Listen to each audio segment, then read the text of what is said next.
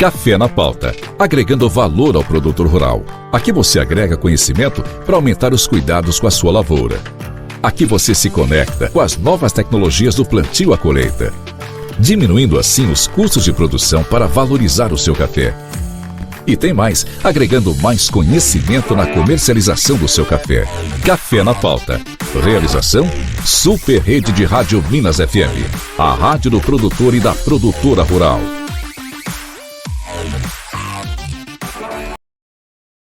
Senhoras e senhores, começando mais um podcast Café na Pauta, falando sobre colheita ainda, Leandro Costa. Por que a colheita é tão temida pelo produtor? Eu sempre escutei isso, sabe, Jones, desde criança, né?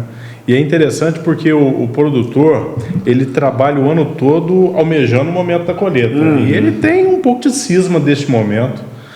Eu acredito que muito disso esteja relacionado ao fato da maturação do café. Chega tudo junto, né? Chega tudo junto. Então, assim, todo mundo colhendo no mesmo momento. Então, você tem querendo ou não, uma disputa por recursos. É por isso? Eu achei que fosse expectativa.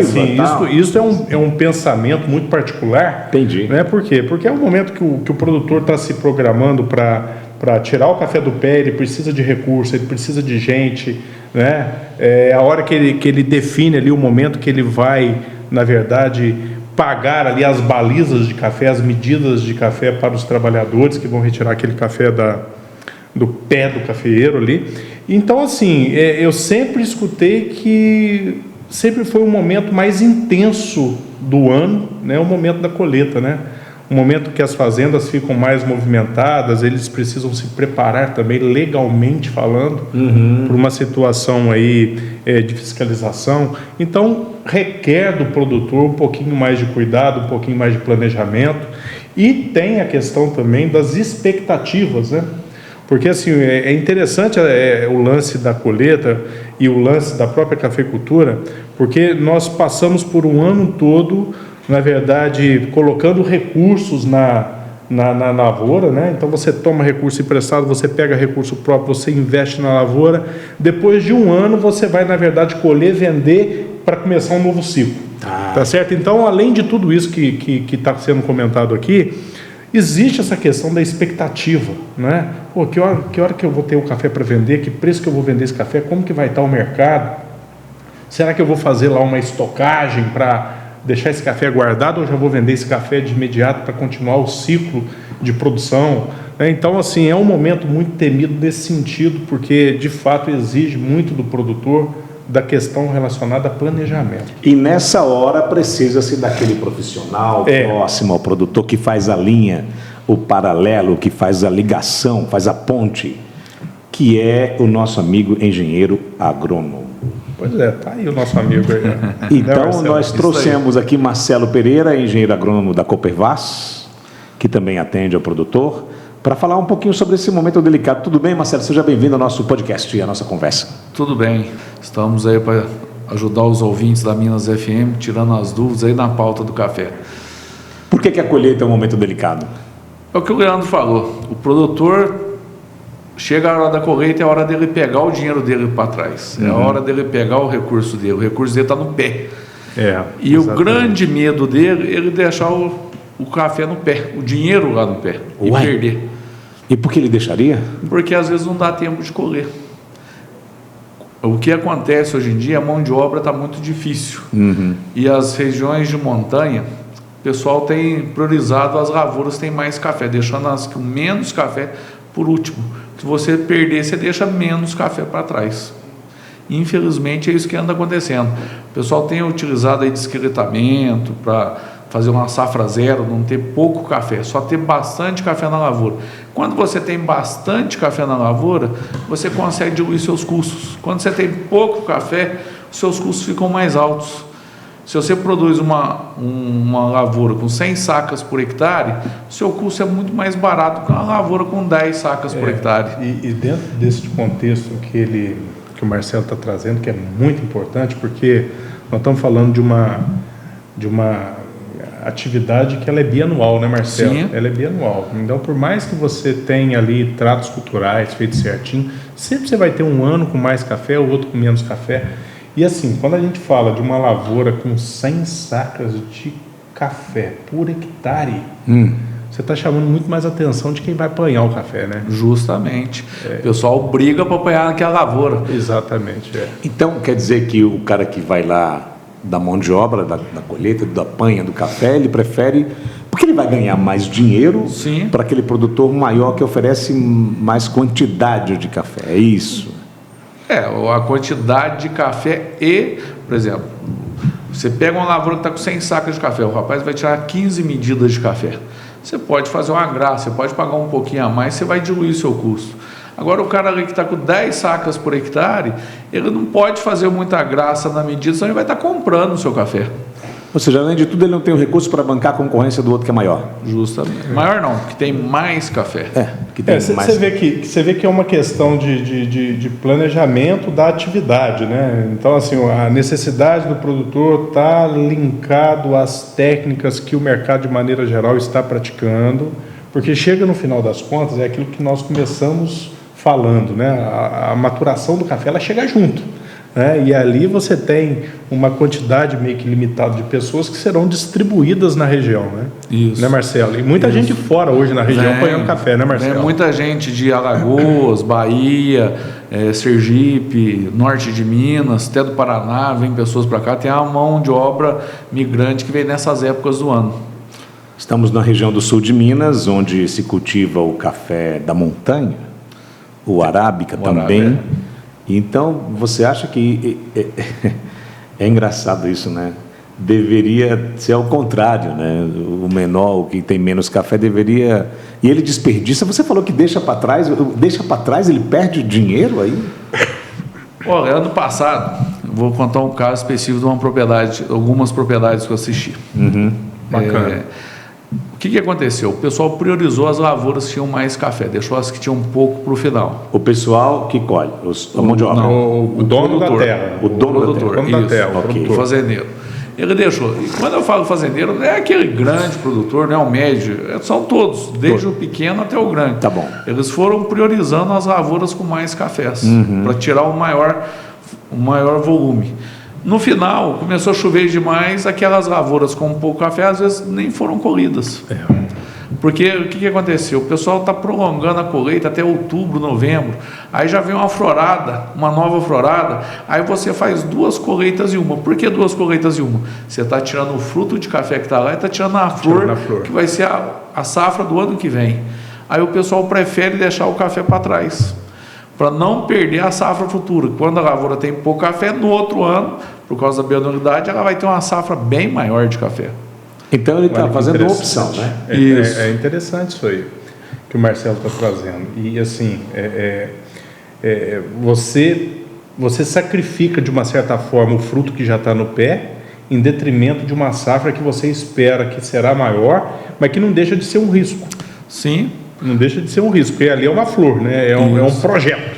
Vamos pensar assim, é um projeto, né, Marcelo? Você ainda tem chuva para passar, distribuição de chuva, você tem veranico, você tem sol, você tem vento, possibilidade de granizo, você tem várias situações, né? Durante essa colheita, você falou bem, existe também a possibilidade da temida geada do café. Isso. E aconteceu um período aí, 2 anos? 2021. 2021, o que deu uma... E ainda tem esse risco. Esse risco é colocado no papel? Esse risco é colocado só na mente de quem colhe? O grande risco que nós temos aí, toda atividade tem risco. Sim. Nós brincamos quando nós vamos escolher um lugar para plantar uma lavoura de café, onde que é a linha de geada. Nós olhamos um terreno nas linhas de geada. Isso daí é passado para os agrônomos, de pai para filho, não planta café ali não, que ali vai ter geada. Historicamente tem problema. Tem problema de geada. E o que aconteceu? A última geada que nós tivemos aqui na região forte foi em 94. Depois de 94 teve uma em 2000, mas não foi tão forte. Ficou mais de 20 anos sem ter uma geada. O pessoal esqueceu das linhas de geada. Começaram a baixar o plantio, onde que queimou muitas lavouras. Mas aí estão falando de um ciclo de 30, 20 anos, né? Para você pegar o payback, o tempo que você gasta para você formar uma lavoura e pôr o dinheiro no bolso, demora de 7 a 10 anos, no mínimo, se o preço estiver tiver um preço Ou bacana. seja, os mais corajosos que plantaram em 2018 e 2019 não tiveram tempo de recuperar o investimento. Não, a terra comeu o investimento deles, exatamente. deixou enterrado lá. Exatamente. Mas aí, Marcelo, como toda atividade, é uma gangorra. Sim. É um risco, você acabou de falar. E ele sabe desse risco, é um risco assumido. Exatamente. É um risco assumido, né? É. Presumidamente isso. Ô Marcelo, é interessante isso que nós estamos conversando, porque voltando àquela situação dos exemplos que você trouxe, né? O produtor que tem ali 2 talhões, 2, 3 talhões, você tem 2 talhões com muito café, você tem 1 talhão com pouco café, né? Não seria uma alternativa para este produtor começar primeiro por aquele talhão que tem menos café, até mesmo como uma promessa, entendeu? Para aqueles que estão apanhando ali, de depois entrarem numa lavoura com mais café. Você vê esta prática acontecendo no campo, porque assim, na hora que você contou, eu pensando aqui, poxa, se eu fosse produtor, proprietário desta propriedade, eu iria, na verdade, fazer essa troca, né? A gente, como moçada, vem cá, produtor, né? a gente está pensando ao contrário, mas ele está dizendo que não, né? Pois é, vem cá, vamos fazer aqui, ó. Vem cá, eu tenho esse talhão aqui, é um talhão mais pobrezinho, eu vou pagar mais para vocês aqui a baliza, mas na promessa de vocês entrarem ali naquela lavoura, olha, tá vendo aquela lavoura? Vocês vão tirar 20 balizas por dia, né? E aí? Como é que fica esse planejamento, essa estratégia? Porque é uma estratégia, né? Sim, existe alguns produtos, cada um tem a sua estratégia. Depende do volume de café que você tem para tirar. Quando você tem mais lavouras com café e poucas lavouras com pouco café, isso daí é tranquilo. O duro é quando você tem muitas lavouras com pouco café. Medianas, né? E poucas lavouras com muito. Aí é difícil você tem visto dentro dessas andanças suas, do conhecimento que você tem, adquiriu aí ao longo de vários anos trabalhados aí na nossa região, no meio, alguma estratégia que fala, pô, isso aqui serve de estudo de caso, né? É um cara que está fora da curva e que o modelo dele deveria ser replicado no Brasil, em Minas, uma coisa assim, entendeu? Que deveria ser copiada, né? É difícil, cada situação é uma coisa. A engenharia agronômica, eu dou assistência para muito engenheiro civil, elétrico, mecânico, e os caras ficam loucos. A engenharia agronômica, 1 mais 1 nunca é 2. Você não consegue estratificar o resultado que você tem lá da sua região de Conceição para o Rio Verde, aqui em São Gonçalo, nem de São Gonçalo em Cariaçu. Cada região é de um jeito. Exemplo, eu conheci um cara em Caconde, o seu Mário César Ferrari. Ele é fantástico, ele fala engraçado. Ele fala assim: meu filho, café bom é café Mundo Novo. Mas por que, senhor? Mundo Novo cresce para cima, não preciso comprar terra. E por lá, Catuaí até café do rico, porque o café Catuaí não cresce, eu tenho que comprar mais terra. E ele fazia um negócio interessante lá. Ele fazia uma safra zero no bambu. Quando a lavoura carregava bastante, ele mandava pode colher no bambu. Ele colhia no bambu. Foi ônibus de várias cidades, conheceu o modelo dele, tentaram replicar, mas é um caso de sucesso dele. Ele desenvolveu o Mas modelo. É um caso de sucesso, isso. É bacana. Né? E ele desenvolveu. Mesma coisa, eu vi um cara ali em Machado, um produtor Machado, que ele fazia uma safra zero química. Um ano ele cuidava do café a pão de ló, que não ia dar café. No outro ano, ele só adubava, ele não fazia nenhum controle fitossanitário. Aí colheu o café, parecia que morreu. Aí falou, não vou podar, não vou fazer nada, o café vai recuperar. No outro ano ele não tinha colheita. Daí 2 anos ele tinha uma colheita boa. Cada caso, cada pessoa tem que criar o seu modelo. Igual eu falei, engenharia agronômica, 1 mais 1 nunca é 2. Mas é interessante isso que você trouxe, que eu acho que precisa ser escutado. Cada um precisa criar o seu modelo. Justamente. Tá certo? Então, se a dor de barriga tá sendo contínua, é sinal que alguma coisa não está legal ou que alguma coisa não está sendo tão bem planejada, né? Sim. Outro caso que eu te mostro é aqui do Distrito de Ribeiros. Eu atendi um produtor lá, o seu Haroldo Vilela. Ele tinha 26 hectares de café. Ele colhia 600, 700, 800 sacas. Ele mantinha ali 30 sacas de média. Ele falou, o que nós fazemos para melhorar isso? Eu falei, não, vamos trabalhar com podas. E lá o café dele é quase que 80% manual. Aí nós começamos a trabalhar com podas. Nós fizemos um sistema lá que todo ano 25% da lavoura era esqueletada. e 25% vindo do descretamento com safra alta, 25% com safra baixa e 25% com safra alta, que ano passado deu pouco café.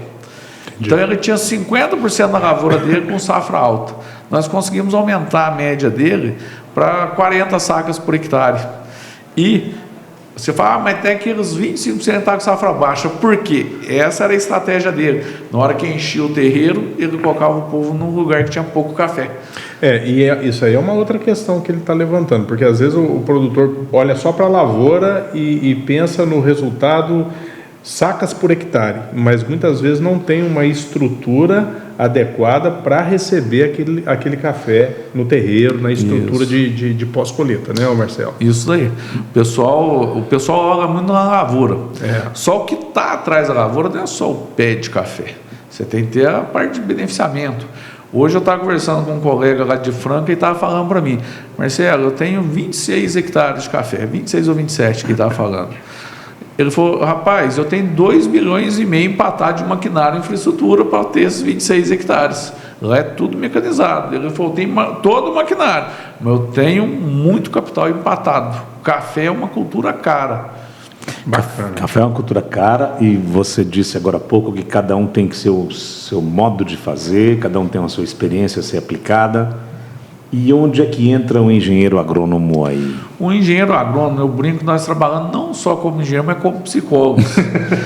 Você pode rir, mas é verdade. Nós chegamos na lavoura, muitas vezes nós vamos lá só para confortar o produtor, porque o produtor está ansioso nessa pré-colheita, pós-colheita, e a gente vai, acalma, vamos fazer uma coisa.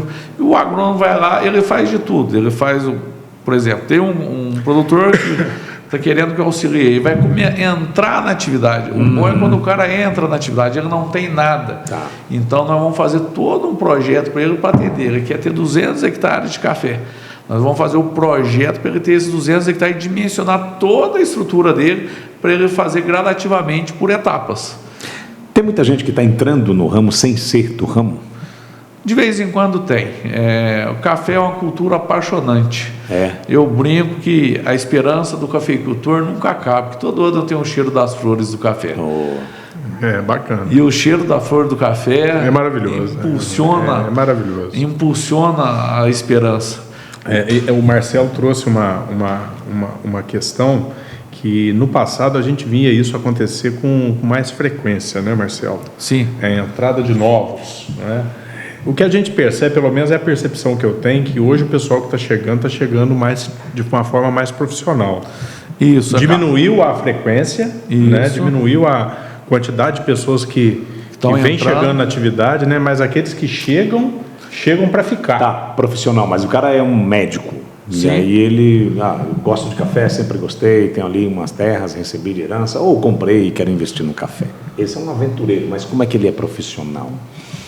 Ele já se formou por isso? Ele já se preparou antes, é isso? Depende. Tem esse cara que está buscando, né? Esse cara que está buscando desde o começo fazer um levantamento técnico, ele vai fazer com payback, que ele vai investir, qual é o tempo que ele vai ter o retorno. É diferente daquele cara que empolga, que chega, café é um bom negócio, vou comprar. Sai comprando fazenda a esmo. Ele vai comprando óleo, não tem um auxílio de uma pessoa habilitada. Isso que o Marcelo está falando é bacana, porque é uma cultura que a gente percebe muito no Cerrado, né, Marcelo? A cafeicultura do Cerrado, os produtores que estão ali na região do Cerrado Mineiro, de fato, eles entram na cafeicultura mais com esse olhar, um olhar de negócio, né? Um olhar de payback, de retorno, né? de mensuração de taxa de retorno do negócio, analisam outras alternativas. O café na região sul-mineira, ela é uma atividade ainda muito tradicional. Sim. Né? Sim. Então, muitos daqueles que permanecem na atividade...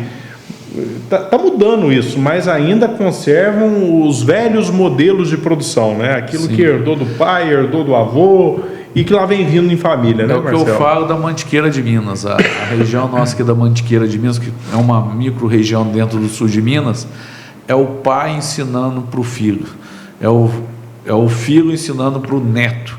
Passa de gerações a gerações. Eu acho interessante isso, mesmo. O movimento de café de qualidade aqui da Mantiqueira. pessoal toda vez começou a fazer, café tem que puxar toda hora, tem que pôr grão a grão no terreiro, para você ter uma boa qualidade. Quando vê o pessoal agora está voltando ao modelo antigo. O que era o modelo antigo? Você colhia o café joga lá.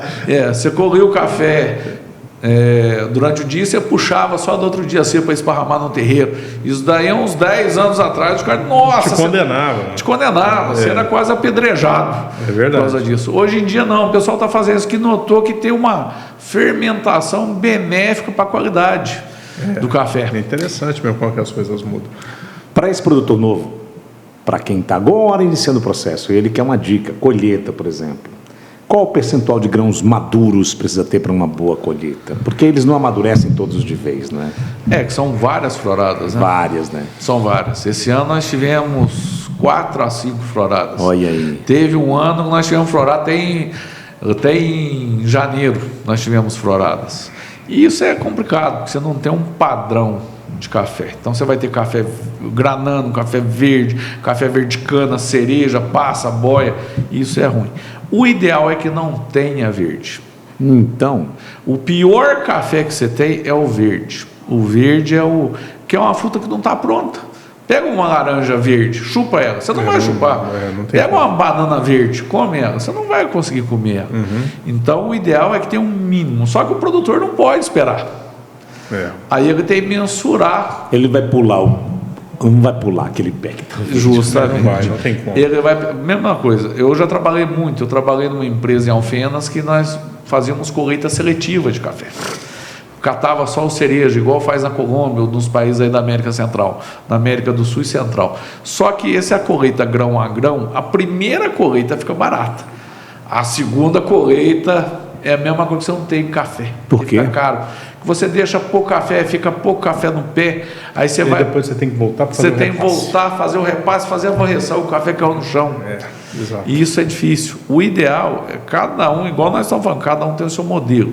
Exemplo que eu falo, pessoal, chegou com 25, máximo 30% de verde, entra colhendo. Antes de você ter um café duro verde, que não é o ideal ainda, mas que deixar o café para você colher em outubro, novembro, começa a chover. Aquele café cai, você vai varrer ele, ou aquele café fermenta no pé. Ou você deixa lá do ano para o outro, começa a dar broca. E exatamente. É complicado. Aí eu preferi colher de 25% a 30% você começa. Não é o ideal. E Marcelo, para quem não sabe, claro que muitos conhecem essa informação, como mensurar isso na prática? Ô Leandro, na prática eu faço o seguinte, eu entro na lavoura, pego uns 10 pontos, peço para colher os pés, misturo bem o café, pego 1 litro de café, uma vasilha graduada de 1 litro, e separo os grãos verdes e jogo dentro do... Ali já dá a porcentagem. Você tem uma noção... Se deu 300 ml, você tem 30%. Tá. Tranquilo. Dentro deste processo, Marcelo, fala um pouquinho da importância da arruação, porque agora no mês de abril nós vivemos, né, para trás, aí nós vivemos a questão do momento da arruação. Por que ela é importante? Por que ela precisa ser feita? A arruação é importante, Leandro, porque o que acontece? A lavoura, se nós deixarmos restos deixar mato lá, primeiro vai entrar gente para colher. Aí você fala, mas o cara vai colher mecanicamente. Tudo bem, mas vai ter algum percentual de café de varreção.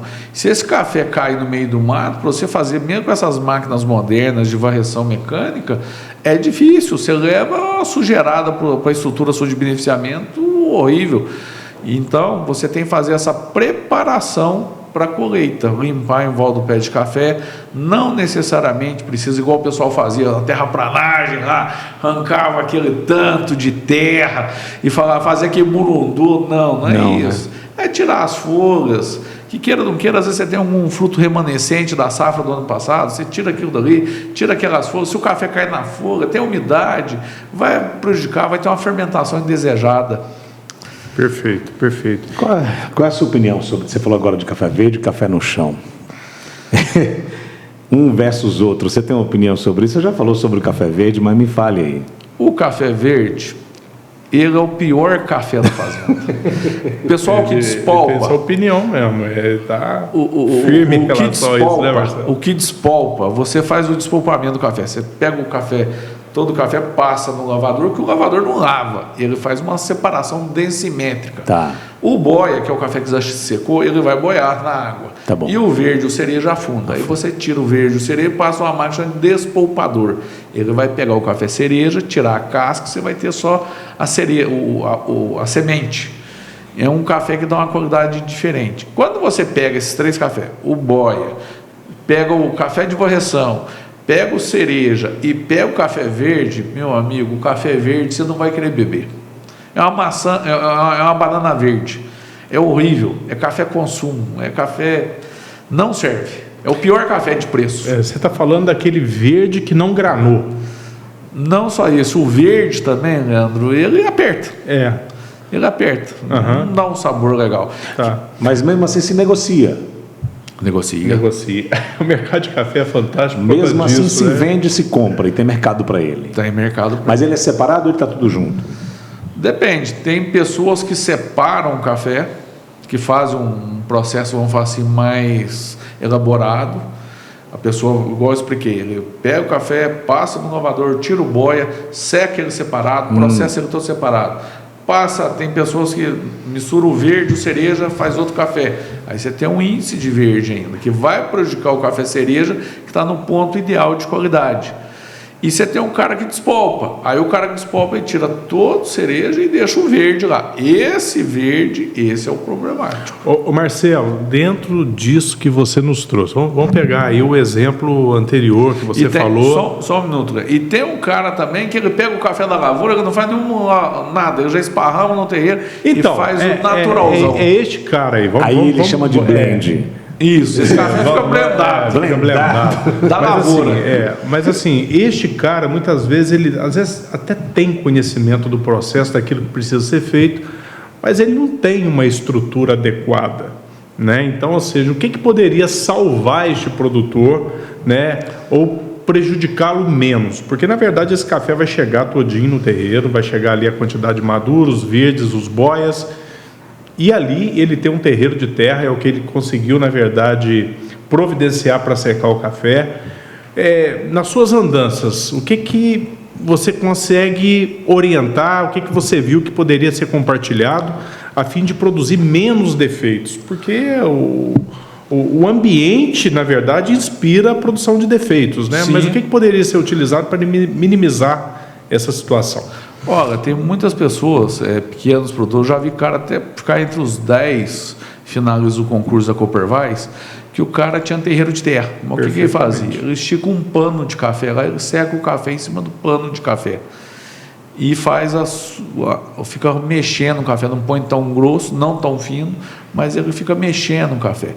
É um jeito de você minimizar os seus riscos. E separar os lotes, o principal é separar os lotes. Que café, por exemplo, o café do começo da panha vai ser um café mais apertando, mais índice de verde. Você separa esse lotinho lá, faz a identificação dele na tulinha que ele tem lá. São os cafés com mais defeitos, né? Os primeiros cafés, né? O café do meio é o melhor, igual a produção da cachaça. Tem a cabeça, o coração e o pé.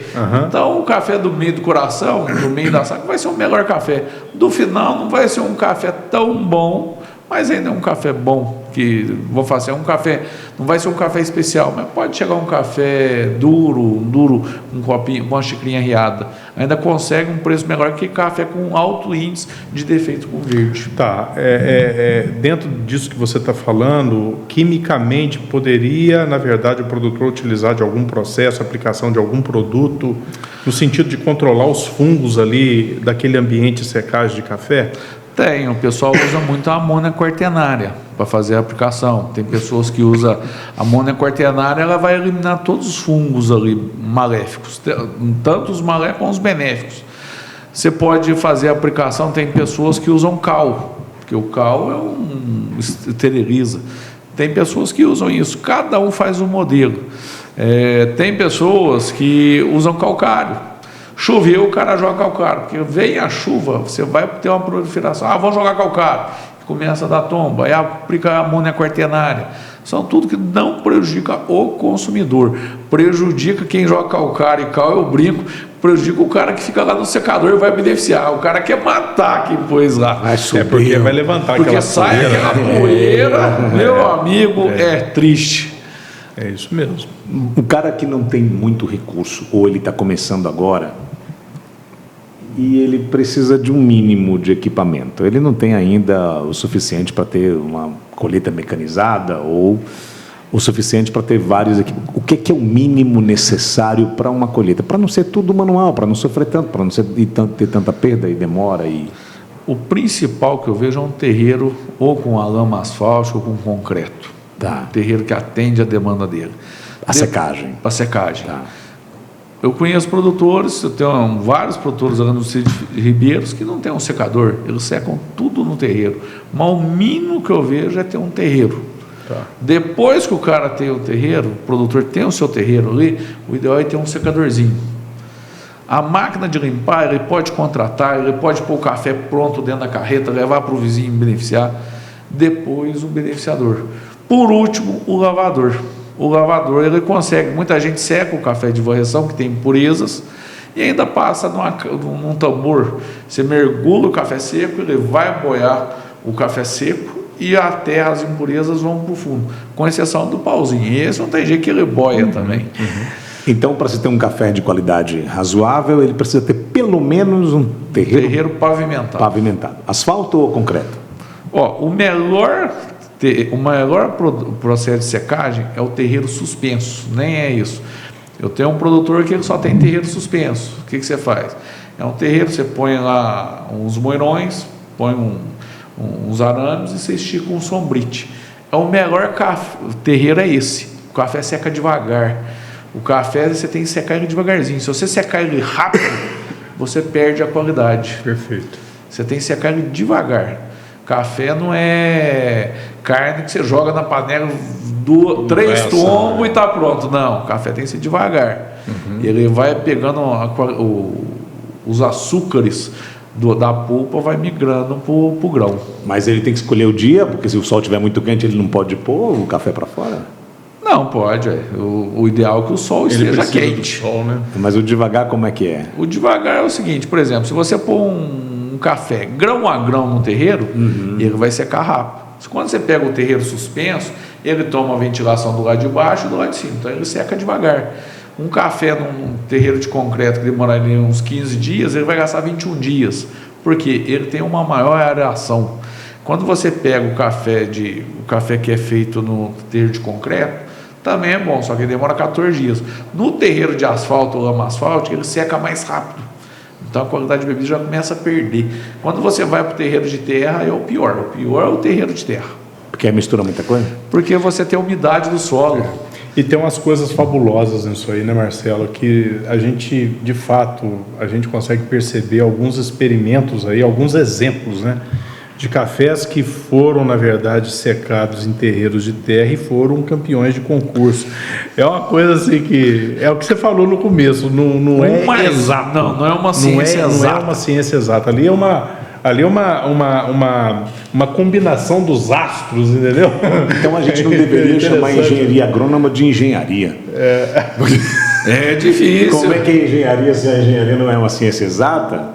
Isso aqui não tem exatidão nenhuma, então vamos chamar de outra coisa. É complicado, porque você depende de fatores biológicos, físicos, você tem uma interação de fatores. Vou te chamar de cientista agrônomo. Isso. Em relação, Marcelo, àqueles produtores, né, vamos pensar assim, que de fato tem uma estrutura mínima necessária para se fazer um café de qualidade. Aqui nós não estamos entrando nem na questão do especial, não. Sim. Nós estamos falando do café comercial, mas um café bom, né?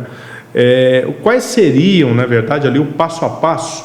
O que o produtor teria que estar antenado desde o começo? O pessoal entrou, ou a máquina entrou na lavoura para colher o café, até esse café está lá na tulha já descansando. O que seriam os principais cuidados aí que o produtor precisaria estar antenado, né, nesses processos para que ele consiga fazer uma safra de qualidade, sem maiores preocupações e certo que ele vai conseguir produzir um grão legal? O ideal começa lá atrás, antes da colheita, bem antes. Começa lá Acabou a colheita em outubro. O ideal é você fazer uma boa limpeza de toda a sua estrutura. Bacana. Limpar as tulhas, limpar o terreiro, se tiver secador, limpar o secador, limpar as malhas de colher, se dá mesmo se for mãozinha, dá uma ajeitada. Por quê? O que acontece, pessoal? Do jeito que para a colheita, eles não limpam nada. Ali fica, né? Ali fica. Aí vai pôr o café do outro ano sem fazer nenhuma higienização. Ou seja, você tem ali organismos que estão se proliferando. E vai atrapalhar a qualidade da sua bebida lá na frente, na hora que você começar a colher. Outro fator.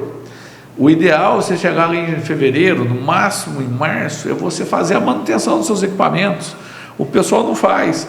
Aí chega o primeiro lote de café, aí põe, igual nós estávamos falando, põe a turma ou as máquinas para colher no melhor talhão, encheu o terreiro. Você vai pôr no secador de café, o secador de café quebrou. Aí tem aqui a dor de cabeça, o que eu faço com esse café? Então, o processo começa lá atrás. Acabou a colheita, o ideal... na empresa que eu trabalhei em Alfenas, acabava a colheita, nós tirávamos todos os motores do secador e lavava o secador. Todo mundo falava que o povo era louco, mas lavava. Por quê? O que são os últimos cafés que entram na estrutura de secagem? São os piores cafés, é o café de varreção. Tá. Ainda mais na represa de Furnas, que tem muita umidade, os cafés de varreção lá bebe tudo rio. A pior bebida. Então o que faz? Lava tudo, zera certinho, depois monta, troca rolamento, troca correia, vê o que precisa para estar o equipamento na hora. Vamos fazer, na hora que você está na hora da guerra, você está pronto. Rapaz, que bicho danado é o café, porque ele pega a impureza quando ele está no solo, a planta absorve todos o que tiver ao seu redor, o café no chão absorve a impureza, o café depois de torrado absorve a impureza, no pó aqui, se você colocar alguma coisa perto. Que bicho danadinho esse café, né? Ele absorve tudo ao seu redor, é isso? Absorve. Por isso que ele é tão peculiar assim. O café, vamos falar, é a segunda bebida mais consumida do mundo, só perde para água. Rapaz, mas aí ele é um frutinho que ele absorve tudo. Para chegar aqui dá trabalho. Dá. E mesmo aqui ele está absorvendo nossa conversa. Se o perfume nosso é meio alto, vai pegar o sabor. Ele vai absorver, você pode cheirar que ele vai estar com o cheiro do seu perfume. Não é? E vai refletir diretamente no sabor, independente do ponto em que ele esteja. Isso. Torrado, no pé. Isso. No pé é menos pouco. Mas absorve o gosto. Absorve. Olha uma coisa que o Marcelo falou, né? No pé é menos um pouco. O papel do produtor, né? Você confirma se eu estiver errado, né? É conservar aquilo que a natureza produziu. Você evitar que perde. Você tem que minimizar as perdas que chegam. O café está no auge, lá cerejão, ali ele está no ápice da qualidade. Aí você começa a trabalhar para você perder menos qualidade. Você não vai ganhar qualidade, você vai deixar de perder. Perfeito. Ô Marcelo, dentro deste contexto, né? Então, você está falando aí de produtores que, de fato, se planejam, né? Tendo ou não tendo estrutura, se planejam para receber, mas existem aquelas questões que não dependem do produtor, né? Você pega um inverno chuvoso. Nossa, nem me fala. Pois é. Você pega um inverno chuvoso, você pega o café maduro, você pega aqueles primeiros cafés das primeiras floradas, que querendo ou não, você já tem uma trinquinha ali no grão de café, já amadureceu, já abriu ali umas trinquinhas, já é uma entrada para fungo. E aí, o produtor tem alguma salvaguarda, alguma coisa que ele poderia fazer para amenizar esse tipo de situação? É difícil, é difícil. Essa seria a situação pior, né? Eu vou dar um exemplo, eu já vivi isso na minha casa. Em 2004, eu estava nessa empresa lá em Alfenas, na Ipanema Coffees, e foi um inverno chuvoso. Começou a chover em fevereiro, só foi parar de chover no outro verão, no outro inverno, em 2005. O inverno de um ano? Nossa, começou a chover, ali não parava. Toda semana você tinha 2, 3 episódios de chuva. Parou um pouco de chover em agosto, depois de setembro voltou a chover. E foi um ano que eu estava lá na Fazenda Conquista, nós colhemos 85 mil sacas de café lá, só nessa fazenda. E fora as outras, tinha a Fazenda Rio Verde e a Fazenda Capoeirinha, que colheram também outra safra, foi a maior safra da Ipanema naquele ano que eu estava lá. Rapaz, tinha dia que eu sentava na beirada do terreiro, sentava e chorava, o terreiro lotado de café e chovendo, e mais café chegando no terreiro. E não tinha o que fazer, você tinha de fazer. E foi um ano que todo o café, você provava, lá tinha uma particularidade, tinha um provador de café que provava todos os secadores de café. E tinham mais de 40 tugas, e tugas grandes. Aí você cabia 10 secadores em cada tuga. Aí provava, opa, esse daqui bebeu bem, bebeu duro, pode jogar naquela tuga. Aí fazia a amostragem de tuga, que é uma amostrinha de cada secador, batia e provava. Opa, estourou xícara. Foi o pior ano que eu me lembro de qualidade de café, foi 2004. Estourou xícara? Todas as xícaras. O que é estourou xícara? Estourar a xícara é quando a bebida não dá aquela, vamos falar assim, tem um café padrão que é o duro, aí você começa a ter umas xícaras riada, rio... Defeituosas. Aí você misturou e deu ruim, tudo. E dentro deste contexto, é uma característica, essa informação que o Marcelo está trazendo para nós, é o seguinte: a produção de cafés subversivos, né? Então, aqueles cafés que os provadores das fazendas provam, bebe duro. Se ele provar novamente, o risco de estourar copo existe e acontece. E se você provar 3, 4 vezes, o comportamento de prova será diferente, por conta justamente dessa característica da safra. É interessante isso aí, né? E aí, quando você faz as ligas que você comentou, aqui na mesa nós temos uma liga de cafés, né? Aqui não é uma origem única, aqui é uma liga de vários cafés. Quando você faz uma liga com cafés subversivos, aí que o problema aumenta mesmo. Esse ano foi o pior ano que eu me lembro de qualidade de café. Nunca vi um ano tão ruim igual esse. É mesmo? Este ano de 2004. Isso. Né? Então, 2004. Tá. Tipo de colheita. Existe uma diferença final do café entre a colheita manual e a colheita totalmente mecanizada? Isso reflete no final? Não, no café não reflete assim, vamos falar assim, na qualidade do café não reflete nada a colheita. O tipo de colheita, se o cara vai colher mecânico ou manual, não reflete nada. O que reflete é o momento que você está colhendo. Se você tiver mais cereja, vai ser um café, a tendência é ser melhor. Eu brinco muito, pessoal, você nunca fala que vai ser isso, o prognóstico foi que o diagnóstico só fica depois da colheita, depois que você provou, chegou na sala de prova, o cara falou, opa, o café deu bom. Mas não tem uma diferença quando o café é colhido ou mecanicamente ou manualmente. A única coisa que eu vejo é o café de varreção. Quando você faz o café de varreção, a tendência do café é absorver mais terra, ele fica mais tempo ali. Que o café, quando você faz a colheita manual, geralmente, o pessoal colhe segunda, terça, quarta, quinta. Chega sexta-feira, varre. O café fica menos tempo ali no chão.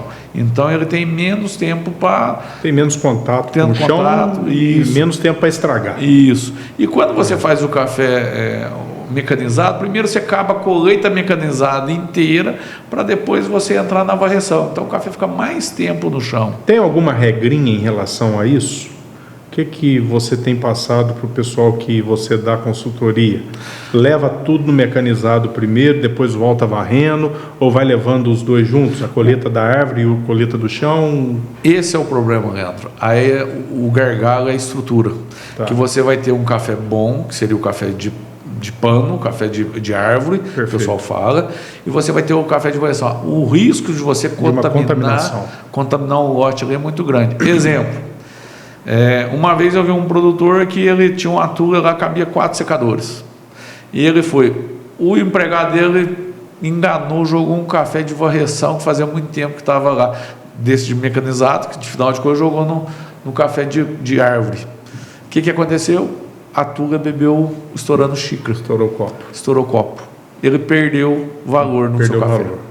Você tem uma ideia, Jones, quando a gente fala de estourar copo, nós estamos falando aí de uma diferença hoje da ordem de R$50 por saca. Depende do defeito. Isso aí, assim, um defeitinho leve, né? Leve. Quando você vai para um rio, aí você já passa de 100. Aí é só fazer a conta. É só fazer a conta. Muito bem. Olha, gente, o papo muito legal. Atenção, amigo produtor. Consulte sempre um engenheiro agrônomo. É essa a sua frase, não? Você tem um adesivo no carro assim, não? Não. Não sou engenheiro agrônomo, nós temos nossos colegas, os técnicos agrícolas também. Que nos auxiliam. Com certeza. Os técnicos também estudam para isso, um engenheiro agrônomo, um técnico agrícola.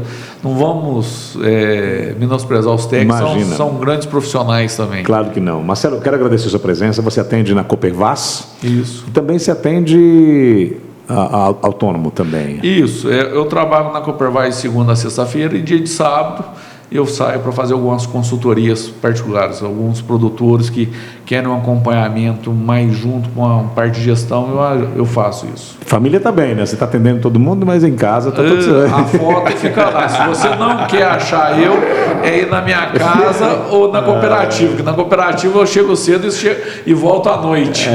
Alguém está reclamando dessa história aí, rapaz.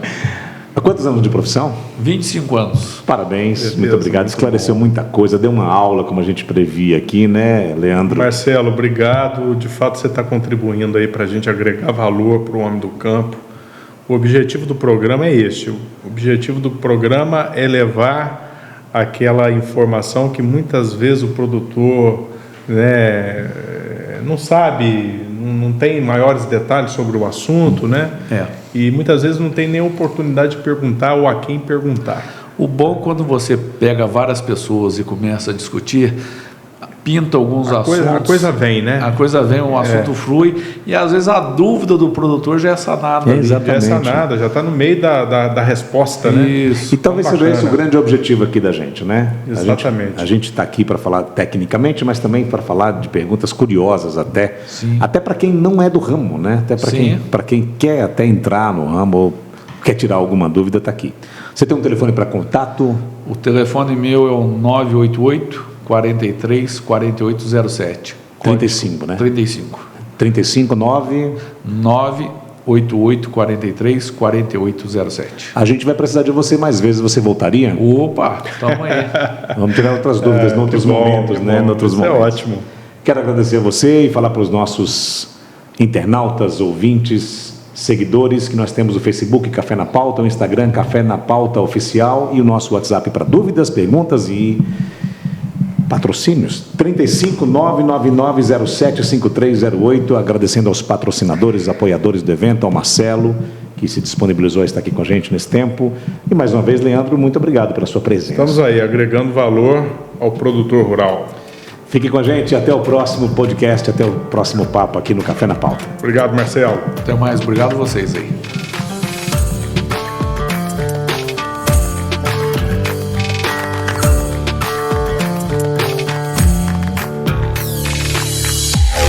Bye.